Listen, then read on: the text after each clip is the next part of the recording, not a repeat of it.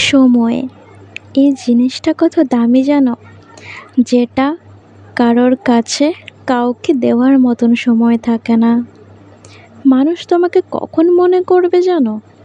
যখন তার সময় কাটবে না, মানে টাইম পাস হবে না, তখন তোমাকে মনে করবে। তুমি যদি কাউকে একটা এসএমএস করো না, সে দেখতে পাবে যে তোমার নাম দিয়ে কোনো একটা এসএমএস এসছে, কিন্তু সেটুকু পড়ারও তার কাছে সময় থাকবে না, সে সিনই করবে না। কিন্তু ওই এসএমএসটা কখন দেখবে আর কখন তোমার রিপ্লাই দেবে জানো? যখন তার টাইম পাস হবে না, তখন সে সেই এসএমএসটা দেখে তোমাকে রিপ্লাই দেবে।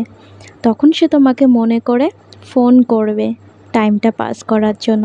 তখন যদি তুমি তাকে বলো না যে কী রে, তুই তো আমাকে ভুলেই গেছিস, এখন আর ফোনই করিস না, আমার কথা মনেই পড়ে না, তখন সে বলবে কোথায় মনে পড়ে না, মনে না পড়লে পরে কি ফোন করতাম?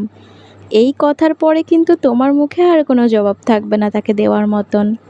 কিন্তু তুমিও জানো যে তার সময় থাকে না, সে সময় থেকেও সে দিতে চায় না, তার টাইম পাস হচ্ছে না বলেই তোমাকে মনে পড়েছে। বাট এটা তুমি তাকে কি করে বোঝাবে?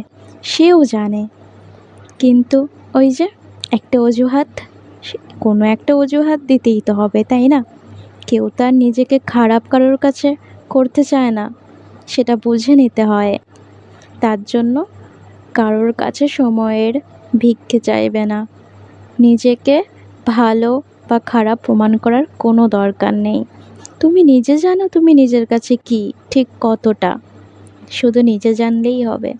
এবার নিজেকে ভালোবাসতে শেখো, নিজেকে ভালো রাখতে শেখো, নিজেকে সময় দিতে শেখো।